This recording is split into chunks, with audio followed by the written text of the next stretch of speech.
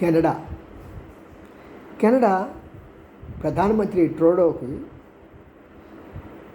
Justin Trudeau భారతదేశం ఇంకా మిగతా చాలా దేశాల్లో అతను ఒక కామెడియన్గా చూశారు. ఇష్టం వచ్చినట్టు ఆడుకున్నారు, బాగుంది.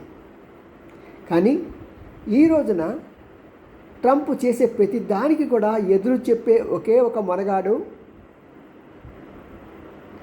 కెనడా ప్రధాని. మరి ఇతనికి అంత ధైర్యం ఎక్కడి నుంచి వచ్చింది? అందులో అతను ఏం చేశాడంటే ప్రజల్ని ఈ విషయంలో ఇన్వాల్వ్ చేశాడు.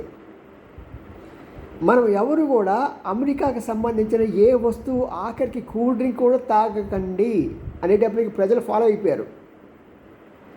అలాగా ప్రజల్లో చైతన్యం తీసుకొచ్చి అమెరికాకి నేను సాటి అయిన మొనగాడు అని నిరూపించుకున్నాడు ట్రూడో. బేష్.